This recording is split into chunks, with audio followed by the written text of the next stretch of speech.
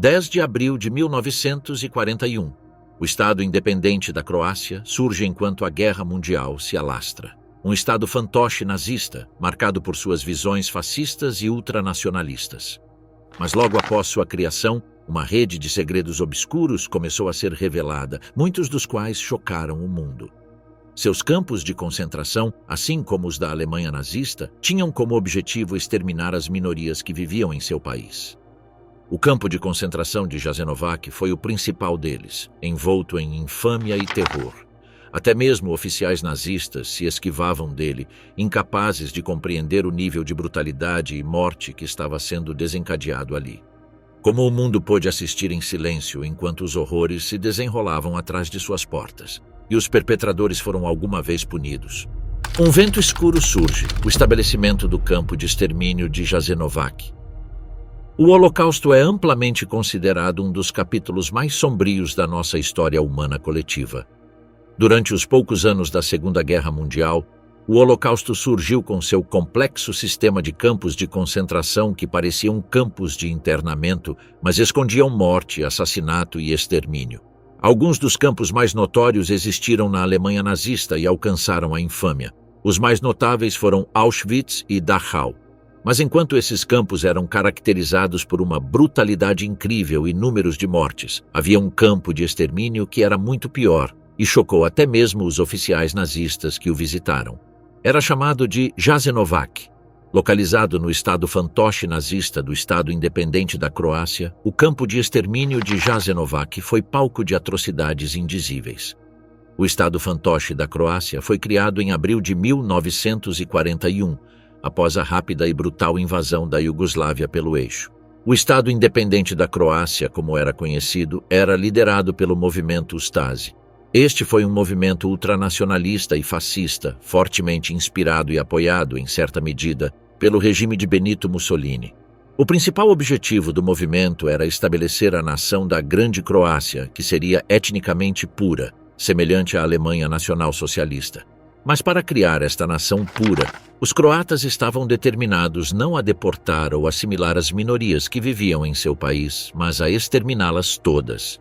Seu principal alvo eram os sérvios, eslavos ortodoxos que compartilhavam muitos traços culturais com os próprios croatas.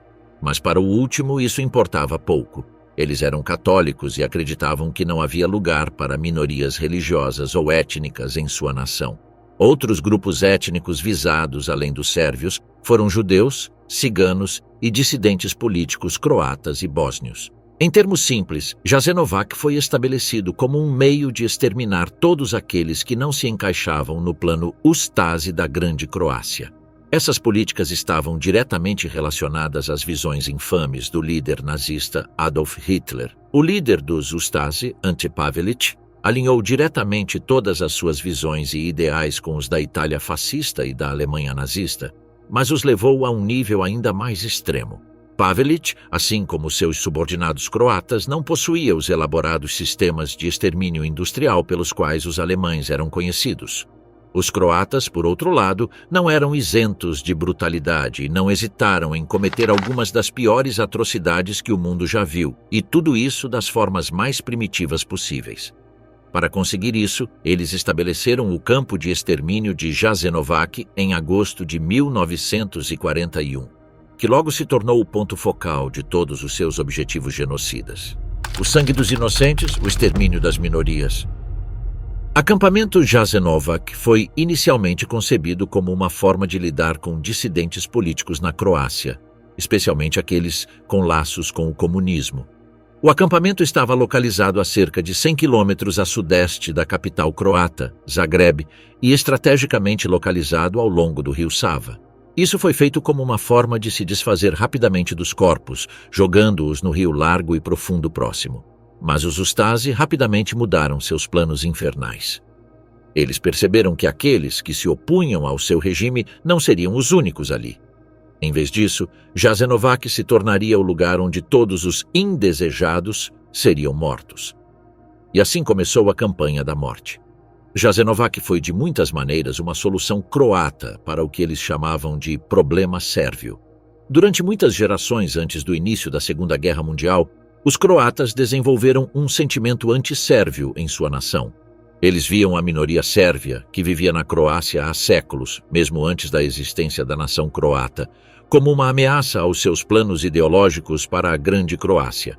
Para eles, os sérvios prósperos e sua consciência política eram vistos como um claro obstáculo no caminho para um Estado croata grande e irrestrito. E então, eles decidiram liberar seu ódio sobre essas pessoas, matando um terço delas, expulsando o outro terço e convertendo o restante à força à fé católica. Era um plano brutal e bestial que ia contra tudo o que era humano. E para atingir seus objetivos, os Ustasi não mediram esforços. Eles não demonstraram misericórdia a ninguém em seu caminho de devastação. Mulheres, crianças, idosos e doentes eram todos mortos sem hesitação, desde que não fossem croatas. Foi uma época de trágica perda de vidas, uma descida à loucura e à depravação, ao derramamento de sangue e à primitivização, que o mundo foi forçado a assistir em silêncio. E aquelas pobres almas que se encontravam no centro de tudo, se encontravam na ponta da lâmina de uma faca. Os gritos das almas torturadas, prisão em Jasenovac. Em sua forma mais pura e vil, Jasenovac era um campo de extermínio. No entanto, também funcionava como um campo de trabalho, onde muitos dos encarcerados tinham que suportar trabalhos forçados que muitas vezes levavam à morte. Dos que foram presos aqui durante a guerra, o maior grupo étnico eram os sérvios. Complexo Jasenovac não era um complexo único, mas um sistema estruturado de pelo menos 5 subcampos principais distribuídos ao longo de ambas as margens do rio Sava. O núcleo central do complexo estava localizado na confluência das aldeias de Jasenovac e Ustica, cobrindo uma área estimada de mais de 210 hectares, tornando-o um dos maiores campos da Europa Oriental. Esse arranjo descentralizado permitiu ocultar atividades específicas, dispersar prisioneiros e dificultar a avaliação externa de todo o sistema de extermínio. Cada subcampo cumpria uma função claramente atribuída. Jasenovac I, Krapje e Jasenovac II, Brosice, foram os primeiros a serem estabelecidos, destinados principalmente a obras de infraestrutura, como nivelamento de terrenos, construção de instalações e drenagem de áreas pantanosas. Mais tarde foi estabelecido Jasenovac III, Sigla, conhecido como Núcleo Operacional Central, onde estavam localizadas as instalações administrativas, os quartéis de detenção geral e a fábrica de tijolos, usados tanto para produção quanto para trabalho forçado. O Kurtumi, Kozara ou Jasenovac IV servia como uma unidade industrial adicional com prisioneiros designados para trabalho manual em condições insalubres. Finalmente, Stara Gradiška, Jasenovac V, localizada do outro lado do rio, era usada principalmente para a prisão e execução de mulheres e crianças. Os materiais utilizados na construção eram rudimentares. Os barracos eram feitos de tijolos cozidos ou madeira de baixa qualidade, cobertos com telhados de zinco ou telhas reutilizadas.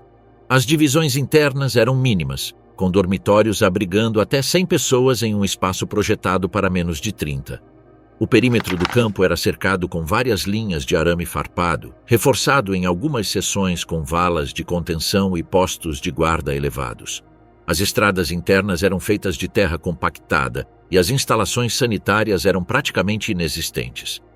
As áreas de execução ficavam longe das áreas administrativas. Em Gradina, do outro lado do rio, dezenas de valas comuns foram cavadas em campos abertos, com caminhos de acesso escondidos entre a vegetação densa. Esse arranjo intencional permitiu que o extermínio ocorresse longe da vista dos demais presos, contribuindo para o controle do campo por meio do isolamento e da desinformação. A organização arquitetônica de Jasenovac não seguiu o modelo industrial alemão, mas respondeu a uma lógica de morte em série adaptada ao ambiente geográfico e aos meios materiais disponíveis. Vistos pelos Ustasi como o principal obstáculo a todos os seus objetivos sociopolíticos, eles foram perseguidos impiedosamente. Antes da Segunda Guerra Mundial, os sérvios viveram na região da Croácia por muitos séculos. Muitos deles faziam parte da fronteira militar da monarquia dos Habsburgos e mais tarde do Império Austro-Húngaro, e desfrutavam de vários privilégios em troca de seus serviços militares na defesa contra os otomanos. A fronteira foi estabelecida em 1553 e dissolvida em 1881. Durante esses séculos, os croatas plantaram suas sementes de ódio contra os sérvios, que eram isentos de impostos devido aos seus bravos serviços. Esse ódio nunca acabou, e na época dos Ustasi, ele só aumentou de intensidade. E quando os horrores da guerra começaram, os croatas pegaram em armas e atacaram seus vizinhos sérvios, exibindo um nível perturbador de brutalidade contra esses camponeses inocentes e simples. Somente em Jasenovac, estima-se que mais de 100.000 sérvios perderam suas vidas, muitos deles das formas mais atrozes imagináveis. Outra minoria étnica no Estado independente da Croácia, que foi especificamente visada, foi a minoria judaica. Antes da guerra, eles eram cerca de 40.000 em todo o país, e os Ustasi estavam determinados a exterminá-los todos, seguindo os passos de seus mestres nazistas. Judeus que estavam na Croácia em 1941 foram sistematicamente reunidos e imediatamente deportados para Jasenovac. Muitos deles foram mortos ao chegar, enquanto outros foram forçados a trabalhos forçados e escravos que acabaram lhes custando a vida. Os judeus foram tratados da mesma forma que todos os outros que sofreram sob o programa alemão Solução Final. Entretanto, a brutalidade adicional dos Ustasi só piorou seu destino. E assim como na Alemanha, os ciganos, que eram chamados depreciativamente de ciganos, tornaram-se outro alvo principal de extermínio na Croácia durante a Segunda Guerra Mundial. Esses povos nômades viviam por toda a região dos Balcãs e somavam vários milhares no Estado independente da Croácia. Odiados acima de tudo, eles foram submetidos às piores tarefas possíveis e depois impiedosamente exterminados. Eles geralmente eram empregados em tarefas árduas e macabras, como cavar sepulturas, descartar corpos e tarefas semelhantes. Estima-se que mais de 25.000 ciganos foram assassinados em Jasenovac, tornando-se o maior local de genocídio cigano em toda a guerra. Além dessas minorias, os Ustasi também prenderam e assassinaram seus oponentes políticos. Isso incluía dissidentes políticos, comunistas, partidários locais e antifascistas. Qualquer um que resistisse ao seu regime ou se opusesse às suas ideias era marcado para morrer. Entre essas almas infelizes estavam muitos padres intelectuais da época e outros inimigos do Estado que ousaram se colocar no caminho da morte e da destruição. Os Ustasi não se importavam com a etnia desses oponentes políticos. Entre eles estavam croatas, muçulmanos, padres católicos e muitos outros. Simplificando, se alguém fosse desleal aos ideais ultranacionalistas do Estado independente da Croácia, estaria destinado a morrer. O horror a portas fechadas, a brutalidade em Jasenovac.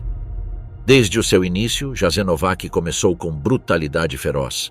A maneira como os Ustasi tratavam os prisioneiros era verdadeiramente horrível, mesmo em comparação com os horrores do Holocausto na Europa. O principal aspecto disso era o modo de matar pessoas. Os nazistas tinham seus métodos industrializados de extermínio, como câmaras de gás. Sem esses métodos, os Ustasi recorreram à crueldade mais primitiva e atroz. Eles mataram suas vítimas com métodos diretos, usando martelos, facas, machados e armas contundentes. Isso resultou em um nível de horror tal que até mesmo alguns oficiais nazistas experientes ficaram chocados ao visitar Jasenovac. Eles fugiram horrorizados, afirmando que tal nível de brutalidade era demais para suportar. No entanto, a portas fechadas, a morte reinava. Prisioneiros eram constantemente trazidos para Jasenovac, e a maioria deles eram sérvios, geralmente da Croácia rural. Muitos também eram trazidos de territórios ocupados, especialmente da região de Sírmia, na Sérvia. No campo, eles eram submetidos a uma combinação de trabalho forçado, tortura, fome, humilhação e execução.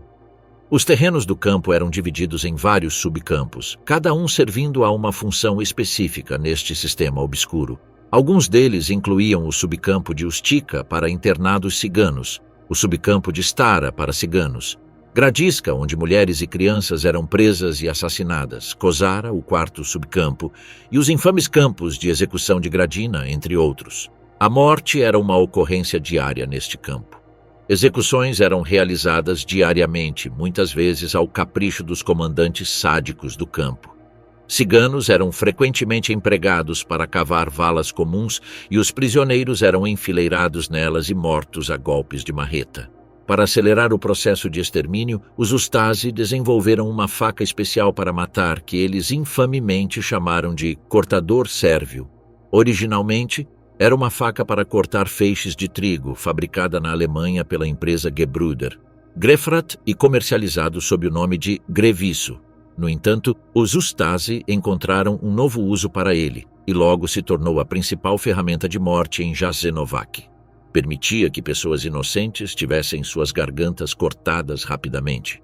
Ao contrário de campos nazistas como Auschwitz ou Majdanek, onde se desenvolveu um maquinário industrial de extermínio baseado em gases tóxicos, câmaras seladas e crematórios sistematizados, o campo de Jasenovac caracterizou-se pelo uso extensivo de métodos manuais e diretos de assassinato, o que o distinguia até mesmo dentro do sistema de campos do eixo. As execuções não eram apenas constantes, mas também realizadas com brutalidade primitiva e mecânica, utilizando ferramentas agrícolas ou industriais comuns, adaptadas exclusivamente para assassinato. Uma tira de couro que permitia cortes rápidos e repetidos no pescoço. Seu design permitia cortes rápidos na garganta sem perder a aderência, e era especialmente usada em competições de extermínio em massa entre guardas de acampamento. Além de facas, ferramentas como martelos de ferreiro, marretas de pedreiro, pás, machados e serras de madeira eram usadas sistematicamente. Esses objetos eram aplicados diretamente na cabeça, no tronco ou nos membros dos prisioneiros. O uso de ferramentas contundentes tinha um duplo propósito. Permitia matar sem a necessidade de balas, que eram mais caras e escassas, e facilitava um processo silencioso dentro do campo. Pás eram usadas tanto para cavar valas comuns quanto para espancar prisioneiros antes de enterrá-los, muitas vezes ainda vivos. Gases tóxicos foram usados de forma limitada e rudimentar. O uso de Zyklon B foi relatado no subcampo de Stara. Gradisca, onde crianças e mulheres eram trancadas em sótãos ou salas seladas e expostas ao gás de latas abertas. Também foram realizados experimentos com caminhões fechados, cujos escapamentos eram direcionados para induzir asfixia por monóxido de carbono. No entanto, esses métodos nunca atingiram a escala operacional regular dos campos alemães. A grande diferença entre Jasenovac e os campos de extermínio nazistas residia no contato direto entre o carrasco e a vítima. Enquanto os nazistas delegavam grande parte do processo de assassinato a sistemas automatizados que despersonalizavam o ato. Em Jasenovac, o assassinato era físico, visível e explícito. Isso não apenas aumentou o nível de sadismo registrado, como também consolidou um ambiente em que a morte se tornou uma prática cotidiana de interação entre perpetradores e prisioneiros. Os poucos que sobreviveram às dificuldades em Jasenovac descreveram os horrores absolutos que testemunharam. Um frade católico croata, que testemunhou um dos massacres de Ustasi, escreveu sobre isso verdadeiramente horrorizado. Ele escreveu: pessoas foram capturadas como animais, assassinadas, mortas, jogadas vivas no abismo. Mulheres, mães com filhos, rapazes, meninas e meninos foram jogados em fossos. O vice-prefeito de Mostar, Sr. Baldit, um muçulmano, declara publicamente, embora como funcionário devesse ficar em silêncio e não falar, que somente em Ljubinje 700 cismáticos, isto é, cristãos ortodoxos sérvios, foram jogados em um fosso. 6 carroças cheias de mulheres, mães e meninas, crianças menores de 10 anos, foram levadas de Mostar e Kapljina para a estação de Surmansi, onde foram descarregadas e levadas para as colinas, com mães vivas e seus filhos jogados dos penhascos. Todos foram jogados e mortos. Na paróquia de Klepsi, das aldeias próximas, 3.700 cismáticos foram mortos. Pobres almas, eles estavam calmos. Não listarei mais nada. Se espalharia muito longe. Na cidade de Mostar, centenas foram amarrados, levados para fora da cidade e massacrados como animais. Os guardas eram famosos por suas apostas, como admitiram mais tarde no tribunal. Frequentemente competiam para ver quem era o melhor açougueiro, em suas próprias palavras.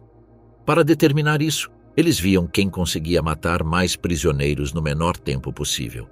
Em um incidente infame que horrorizou o mundo do pós-guerra, um guarda Ustasi chamado Petar Brzica matou mais de 1.360 pessoas em uma noite, usando uma faca Serb Cutter. Por essa conquista macabra, o guarda recebeu uma garrafa de vinho, um porco assado e um relógio de ouro. Brutalidade inacreditável, o terror dos guardas. Os supervisores do campo estavam entre os criminosos de guerra mais notórios de Jasenovac. Aqueles que ocupavam os cargos mais importantes eram frequentemente sádicos inveterados e não hesitavam em demonstrar crueldade absoluta. Além disso, eles agiram por conta própria, ordenando mortes e extermínios à vontade. Talvez o supervisor mais infame do campo fosse o irmão Satanás, Fra Sotona, um frade franciscano chamado Miroslav Filipović.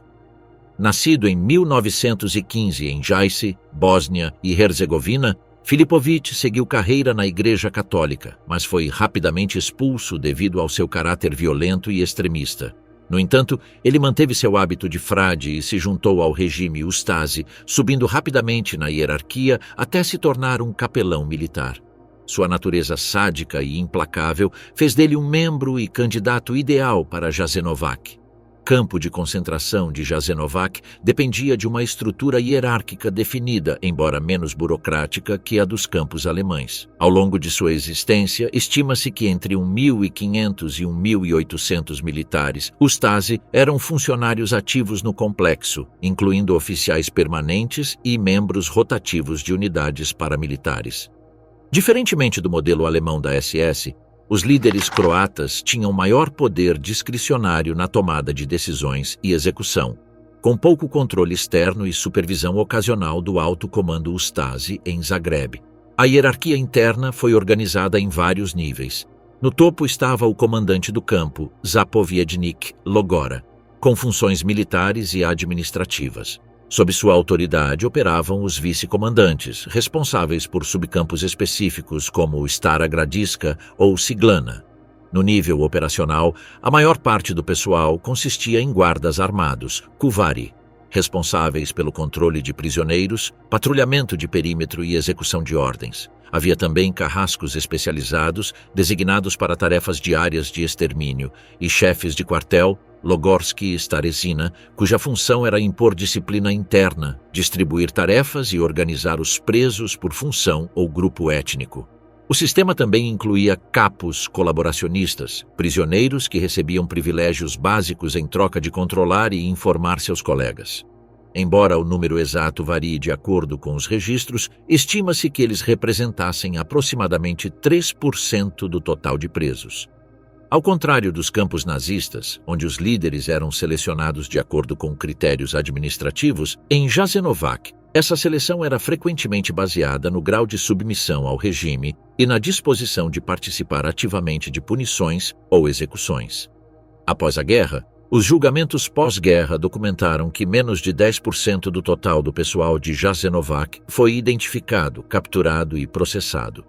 A maioria dos principais comandantes foi julgada e executada, enquanto centenas de guardas e subordinados escaparam através de redes de proteção ou se reintegraram à população civil. Essa baixa taxa de processamento reflete tanto a destruição sistemática de registros quanto a volatilidade do ambiente político subsequente na Iugoslávia. Em 1942, ele foi nomeado comandante em Jasenovac, onde rapidamente ganhou uma reputação infame. Ele cometeu todos os tipos de atrocidades enquanto usava seu imaculado hábito franciscano e empoava o rosto. Ele era conhecido por sua voz e comportamento efeminados, o que só aumentava sua personalidade perturbada. Ele regularmente ordenava execuções em massa, o que ele mesmo admitiu depois da guerra. E ele não apenas ordenou execuções, ele as executou. O irmão Satã era conhecido por matar com as próprias mãos e apostava para ver se conseguiria esfaquear uma criança jogada no ar na primeira tentativa. Até mesmo os outros guardas Ustase o consideravam particularmente infame e estranho. Ele era conhecido por observar calmamente as pessoas que assassinava, dizendo: "A justiça foi feita." Após a guerra, Filipović foi capturado, julgado e confessou todas as atrocidades das quais era acusado. Ele foi condenado à morte por enforcamento. De horror foi Ante Verban, um guarda do subcampo de Stara Gradiška. Nascido em 1908 na Croácia, ele foi um dos primeiros adeptos do movimento Ustase e assassinou moradores sérvios de sua aldeia na região de Lika quando a guerra estourou.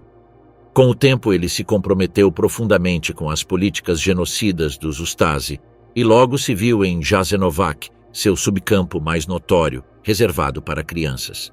As atrocidades que cometeu lá lhe renderam um lugar entre as figuras mais desprezadas da história da Segunda Guerra Mundial. Verban não demonstrou misericórdia aos prisioneiros, nem mesmo às crianças. Durante seu tempo em Jasenovac, ele supervisionou a execução de milhares de crianças sérvias, ciganas e judias, muitas das quais faziam parte de seus experimentos com câmaras de gás rudimentares. Verban conhecia o gás alemão Zyklon B e queria usá-lo em Jasenovac. Para fazer isso, ele trancou crianças em um sótão no que era conhecido como a Torre Infame. Grupos de até 600 crianças por vez eram trancados e sufocados com latas de Zyklon B jogadas no quarto. Outros prisioneiros também foram sufocados, trancados em vans com tubos de escape direcionados para dentro, funcionando como câmaras de gás primitivas. Sob a supervisão de Verban, em maio e junho de 1942, aproximadamente 2.000 crianças foram assassinadas no subcampo de Gradiška. Após a guerra, Verban foi julgado e admitiu ter assassinado um grande número de crianças, descrevendo em detalhes os métodos que utilizou. Ele foi executado após o julgamento e suas ações permanecem como um lembrete claro dos níveis de depravação exibidos em Jasenovac. Outra figura-chave em Jasenovac foi Lyubomilos. Perto do topo da hierarquia do campo, ele era um fervoroso defensor do regime Ustasi e, demonstrando entusiasmo por suas políticas brutais, subiu rapidamente na hierarquia, tornando-se um dos principais comandantes do campo. Ele ficou conhecido por sua brutalidade implacável e pela tortura e execução de prisioneiros sem emoção. Junto com outros comandantes, ele foi responsável por transformar o campo em um cenário de algumas das atrocidades mais horríveis. Ele pessoalmente escolhia prisioneiros para executar e frequentemente realizava cirurgias simuladas para torturar pessoas. Muitos sobreviventes do campo, que serviram como testemunhas em julgamentos pós-guerra, descreveram sua crueldade desumana e propensão à tortura e ao assassinato individual. Ele também participou do infame evento de jogo, onde os guardas competiam para ver quem massacraria mais pessoas em uma noite. Além disso, ele tinha um cão de caça treinado que usava para atacar prisioneiros aleatoriamente. Após o colapso do regime Ustasi em 1945, Lyubomilos tentou fugir. No entanto, ele foi rapidamente capturado e julgado por seus inúmeros crimes. Ele admitiu ter cometido muitos assassinatos e declarou de forma infame: "Sei que vou queimar no inferno pelo que fiz, mas vou queimar pela Croácia." Ele foi executado por enforcamento em 1948.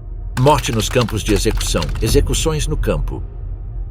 Campo de concentração de Jasenovac se tornou sinônimo de execuções em massa. Muitos prisioneiros morreram de fome, doenças e das terríveis condições do campo. Outros morreram devido ao trabalho forçado e à desnutrição. Mas muitos foram simplesmente assassinados sistematicamente. Uma das formas mais infames de extermínio era conhecida como campos de execução. Localizados no subcampo de Gradina, esses campos eram o local de diversas valas comuns enormes. Lá, os prisioneiros eram levados para os campos, geralmente no meio da noite. Eles foram então assassinados em massa e rapidamente enterrados nas fossas. Quando o espaço acabou, muitos dos mortos foram simplesmente jogados no vizinho rio Sava. Com o tempo, esse método se tornou a forma preferida de execução. Os Ustasi amarraram 2 prisioneiros, bateram na cabeça de um deles com um martelo e o jogaram no rio. Estima-se que dezenas de milhares de pessoas foram mortas somente nos campos de Gradina. Infelizmente, a escala das mortes em Jasenovac é um tanto difícil de determinar com precisão, principalmente porque os Ustasi fizeram grandes esforços para destruir evidências e corpos. Isso ocorreu perto do fim da guerra e foi admitido por muitos membros Ustasi que foram julgados posteriormente. Eles relembraram como exumavam freneticamente corpos de valas comuns, tentando se livrar deles. Para isso, incineraram a maioria deles de forma rudimentar, mas mesmo assim não conseguiram esconder seus atos malignos. No entanto, estimativas sugerem que entre 80.000 e 100.000 pessoas morreram somente no campo, sem contar aquelas mortas em outras partes da Croácia Ustasi. No entanto, muitos historiadores argumentam de forma convincente que esse número é significativamente maior, possivelmente ultrapassando 200.000 mortos. E mesmo com uma perda de vidas tão incrível, das formas mais horríveis imagináveis, houve sobreviventes daquela tragédia. Aqueles que conseguiram sair tinham uma história trágica para contar. Eles falaram das condições horríveis e das cenas brutais de assassinato e da vida desumana dentro do campo. A vida em Jasenovac era a definição de uma luta pela sobrevivência. Os prisioneiros eram amontoados em barracas precárias, muitas vezes com pouca proteção contra os elementos. Os prisioneiros ciganos, por exemplo, nem sequer contavam com isto. Eles foram simplesmente expostos ao ar livre, suportando chuva, vento, neve e outros elementos. Portanto, as doenças eram comuns em Jasenovac, pois não havia saneamento, higiene ou tratamento médico. Tifo, disenteria e outras doenças se espalham rapidamente entre os desnutridos e fracos. Não houve nenhuma tentativa de tratar os doentes. Em vez disso, eles foram deixados por conta própria. A comida também era escassa. Sobreviventes em entrevistas separadas disseram que tudo o que receberam foi um ensopado feito com água e apenas algumas folhas de repolho. Às vezes, eles recebiam rações mínimas de pão com essa sopa aguada e raramente pedaços de carne ou vegetais. Devido à fome generalizada, muitos prisioneiros tiveram que comer tudo o que conseguiam encontrar. Muitos relatos de testemunhas oculares falam de pessoas comendo grama, raízes e até insetos. Para piorar a situação, aqueles que estavam fracos demais para trabalhar eram enviados para os campos de execução, onde suas vidas eram brutalmente encerradas. O dia de trabalho em Jasenovac era longo e exaustivo. Os prisioneiros eram forçados a trabalhar do amanhecer ao anoitecer, muitas vezes em empregos perigosos ou fisicamente extenuantes. O campo incluía uma fábrica de tijolos, uma oficina de metal e várias outras instalações industriais onde os prisioneiros eram usados como mão de obra escrava. Os presos que não conseguiam cumprir suas cotas de trabalho eram frequentemente espancados ou executados. Apesar das condições terríveis, os prisioneiros de Jasenovac demonstraram notável resiliência e solidariedade. Muitos formaram laços estreitos com seus pares, ajudando uns aos outros a sobreviver o máximo possível. Alguns até conseguiram organizar esforços de resistência dentro do acampamento, sabotando projetos de trabalho ou passando informações para o exterior. Entretanto, escapar de Jasenovac era quase impossível, e aqueles que tentavam fugir geralmente eram capturados e executados. A última tentativa, uma fuga organizada de Jasenovac. Embora as condições no campo fossem semelhantes às de um inferno, o desejo humano de perseverar e sobreviver venceu. Alguns prisioneiros em Jasenovac e seus subcampos, secretamente ligados ao movimento partidário do Partido Comunista, tentaram organizar um esforço secreto para escapar do campo. No entanto, eles tiveram que lutar imensamente para sobreviver e esconder suas atividades e identidades, o que atrasou seus esforços. No entanto, alguns sobreviventes falaram em detalhes sobre sua resistência organizada e suas tentativas de manter contato com o mundo exterior e o Partido Comunista. Os ativistas comunistas, cujas identidades eram conhecidas, não tinham chance de sobrevivência. Em vez disso, os Ustasi os executaram imediatamente de várias maneiras. Muitos foram levados para a zona K de Jasenovac e presos nas chamadas celas da morte, onde foram mantidos sem comida ou água até morrerem. Entretanto, aqueles que não foram identificados como comunistas ativos continuaram sua luta contra os Ustasi, mesmo na prisão. Mas uma tentativa de fuga só foi possível perto do fim da guerra. Em 1945, já estava claro que as forças do eixo estavam à beira da derrota. Sentindo o fracasso iminente, os Ustasi aceleraram sua brutalidade movidos pelo pânico. As últimas vítimas de Jasenovac foram um grupo de 700 mulheres, executadas em 21 de abril de 1945. Nesse mesmo dia, foi ordenada a transferência e execução dos 1.073 homens restantes naquele subcampo. Eles foram presos no subcampo Brickyard, onde logo perceberam que os Ustasi estavam desmantelando Jasenovac e planejando executar todos os prisioneiros. Não querendo aceitar tal destino, os homens formaram um grupo de 600 voluntários e decidiram tentar escapar, mesmo estando desarmados. Eles correram para as janelas e portas, quebrando-as sob fogo de metralhadora. Centenas morreram.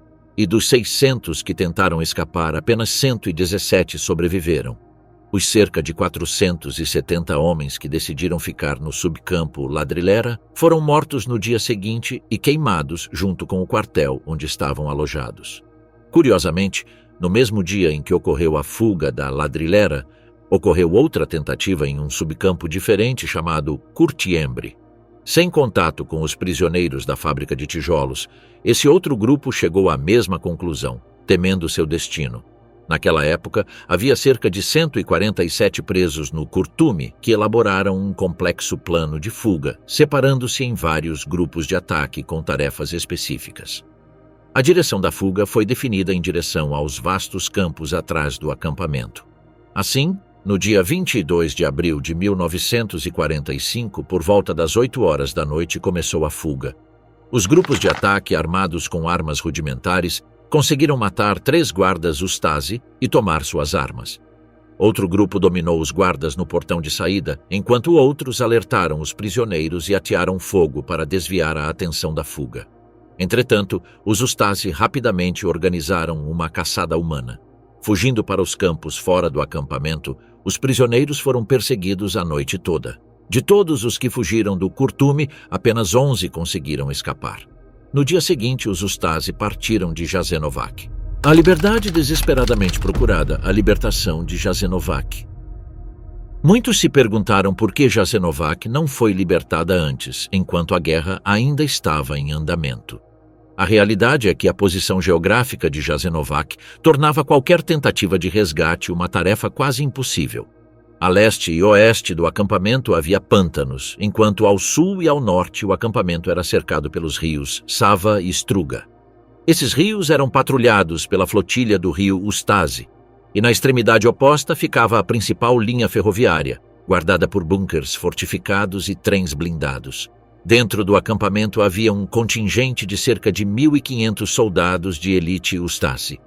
Tudo isso significava que um ataque ao acampamento exigiria uma força muito grande, o que não estava disponível nas proximidades de Jasenovac, especialmente após a ofensiva de Kozara, entre 10 de junho e 17 de julho de 1942, quando os guerrilheiros foram derrotados por tropas experientes da Wehrmacht. A existência de Jasenovac era conhecida pelas forças guerrilheiras, e seu líder, Tito, enviou uma ordem em 31 de março de 1942 ao quartel-general operacional do Exército Guerrilheiro para explorar a possibilidade de um ataque bem-sucedido ao acampamento. Durante a fracassada primeira Operação Banja Luka, em 1943, os guerrilheiros conseguiram libertar temporariamente a cidade de Bosanska Gradiska, a poucos quilômetros de Jasenovac. Entretanto, antes de avançarem mais, eles foram derrotados pelas forças combinadas da Wehrmacht e da Ustasi. Assim, outra tentativa de se aproximar do inferno que era Jasenovac falhou. No início de 1945, a guerra estava se voltando contra as potências do eixo. O regime de Ustasi, cada vez mais pressionado por todas as frentes, enfrentou a resistência dos guerrilheiros iugoslavos liderados por Josip Broz Tito, bem como o avanço das forças aliadas. Os guerrilheiros estavam travando uma guerra de guerrilha determinada contra os Ustasi e os ocupantes nazistas, e estavam começando a ganhar força em sua luta para libertar toda a Iugoslávia. No início de 1945, estava claro que os Ustasi estavam à beira do colapso. À medida que as forças aliadas se aproximavam, os Ustasi decidiram abandonar Jasenovac completamente. No entanto, antes de partir, eles tentaram destruir as evidências dos horrores cometidos ali. Em abril de 1945, muitos dos prisioneiros restantes foram mortos e, em raras ocasiões, transferidos para outros campos de concentração. Antes de finalmente se retirarem, os Ustasi explodiram muitos prédios do campo, tentando esconder evidências do que aconteceu lá. Ainda assim, o horror não pôde ser escondido. Os guerrilheiros iugoslavos chegaram a Jasenovac no final de abril de 1945, encontrando apenas alguns sobreviventes dispersos que conseguiram relatar o que havia acontecido. A libertação oficial ocorreu em 3 de maio de 1945, quando soldados do 1º Esquadrão de Infantaria do 1º Batalhão da 4ª Brigada Sérvia da 21ª Divisão Sérvia do Exército Partidário Iugoslavo entraram nos terrenos desertos de Jasenovac. Vendo as atrocidades diante deles, eles foram rapidamente designados para preservar todas as evidências dos crimes, até que a Comissão Estadual para determinar os crimes dos Ustasi chegasse. O primeiro relatório sobre os terrenos do campo e suas condições foi publicado pela Comissão Distrital de Crimes Inimigos em 11 de maio de 1945. Mais tarde, os poucos sobreviventes do campo deram relatos detalhados sobre o layout, as condições, os assassinatos e as lutas diárias que ocorreram lá. Um mês depois, em 18 de junho, quando o rio Sava recuou, revelando cadáveres, a comissão conseguiu produzir e publicar seu terceiro relatório sobre Jasenovac. A magnitude dos crimes estava se tornando evidente para todos, e com o surgimento do novo Estado iugoslavo, era hora de levar os responsáveis à justiça. A longa mão da justiça, julgamentos do pós-guerra. Quando a guerra terminou e o regime Ustasi entrou em colapso, suas principais figuras fugiram para onde puderam. O líder do movimento, o infame Ante Pavelić, escapou para a Argentina, evitando ser capturado por vários anos. Deste refúgio sul-americano para fascistas, Pavelić tentou reorganizar o regime Ustasi no exílio. No entanto, ele foi localizado em Madrid, Espanha, em 1959 e baleado em plena luz do dia por um sérvio, Blagoje Jovović. Ante Pavelić morreu algum tempo depois devido aos ferimentos. Outro comandante Ustasi de alto escalão que fugiu e evitou a captura foi o infame Vjekoslav Max Luburić, conhecido por muitos como Max o Açougueiro, um sádico notório. Luburić foi um dos homens mais poderosos do regime e chefe do campo de Jasenovac. Sua liderança em Jasenovac, a partir de 1942, transformou o campo em um dos mais brutais da Europa, elevando o regime de tortura, execuções em massa e extermínio sistemático a níveis infernais. Um criminoso menor antes da guerra, Luburić usou a ascensão do regime Ustasi para escapar da punição. Com o tempo, ele se tornou um de seus seguidores mais fervorosos, conhecido por seu comportamento sádico e sede de assassinato. Sua crueldade foi acompanhada por seu fervor pela ideologia Ustasi, pois ele acreditava na eliminação total das populações não croatas da Croácia. Sua brutalidade implacável fez dele um dos homens mais temidos do Estado independente da Croácia e seu nome se tornou sinônimo de terror e sofrimento. Entretanto, quando a guerra terminou, Luburić fugiu, abandonando seus homens. Ele encontrou refúgio na Espanha sob o nome de Vicente Pérez e viveu sob a proteção do regime fascista de Francisco Franco. De lá, ele continuou suas atividades, espalhando a ideologia Ustasi e continuando suas políticas no exílio. Em 1969, porém, Luburić foi assassinado na sua luxuosa vila por um agente da inteligência secreta jugoslava, um antigo membro Ustasi chamado Ilija Stanić. Após não conseguir envenená-lo, Stanić o matou com um martelo, fazendo-o sofrer da mesma forma que suas vítimas em Jasenovac. Foi assim que muitos oficiais de alta patente dos Ustasi fugiram depois da guerra, mas a justiça sempre os encontrou no final. No entanto, muitos dos membros menores do movimento foram rapidamente capturados e presos, e então oficialmente julgados por seus crimes, principalmente em 1948. Considerados culpados de todas as acusações, os principais líderes Ustasi foram condenados à morte por enforcamento, incluindo homens como Ante Vrban, Ljubomilos, Miroslav Filipović, entre outros. Esses julgamentos trouxeram alguma justiça às vítimas de Jasenovac, embora nem isso tenha conseguido apagar seu sofrimento. No entanto, Jasenovac permaneceu para sempre um símbolo de extrema brutalidade e do caos que surgiu durante a Segunda Guerra Mundial. É frequentemente chamado de Auschwitz dos Balcãs, devido à escala e à natureza das atrocidades cometidas lá. No entanto, o legado do acampamento também é moldado pela história complexa e muitas vezes amarga da região. Nos anos que se seguiram à dissolução da Iugoslávia, na década de 1990, a memória de Jasenovac se tornou um ponto de discórdia, com diferentes grupos étnicos oferecendo narrativas conflitantes sobre o que aconteceu lá e por quê. Infelizmente, o número de vítimas que morreram em Jasenovac nunca poderá ser determinado com precisão, pois os campos ao redor de Jasenovac e as profundezas do rio Sava ainda escondem muitos corpos cujos nomes nunca foram documentados. A dificuldade em estabelecer um número preciso de mortos em Jasenovac se deve em grande parte às técnicas sistemáticas de destruição de evidências implementadas pelos Ustasi nos meses finais de operação do campo. A partir de janeiro de 1945, com o avanço iminente das forças guerrilheiras, as autoridades do campo ordenaram a abertura de antigas valas comuns para prosseguir com a remoção em massa de cadáveres que haviam se acumulado nos anos anteriores. De acordo com registros forenses e relatórios da Comissão Estadual para a Determinação de Crimes de Ocupantes e Colaboradores, pelo menos 83 valas comuns foram identificadas na área de Gradina, cada uma com dimensões médias de 12 a 15 metros de comprimento por 2 metros de profundidade, embora algumas ultrapassassem 25 metros lineares. Restos humanos foram encontrados em vários estados de decomposição, indicando múltiplas fases de sepultamento e reabertura. Os métodos de destruição incluíam queima a céu aberto, uso de madeira, pneus, gasolina confiscada e restos de roupas como combustível. Cal viva também foi aplicada, com a intenção de acelerar a decomposição de tecidos moles, embora isso gerasse depósitos calcificados que, paradoxalmente, facilitassem a identificação de restos mais densos, como crânios e ossos longos. Em algumas áreas, grandes tambores de metal foram encontrados com restos orgânicos carbonizados, sugerindo o uso de óleos industriais e gorduras animais como agentes de combustão lenta.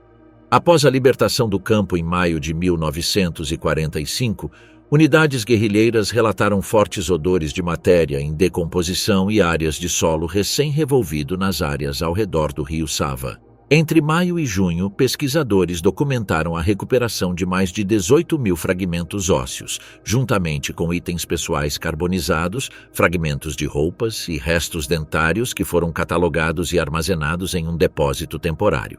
No final do mesmo ano, foram tiradas as primeiras fotografias aéreas e diagramas topográficos do local da execução, marcando áreas de interesse arqueológico e delimitando setores prioritários para escavações.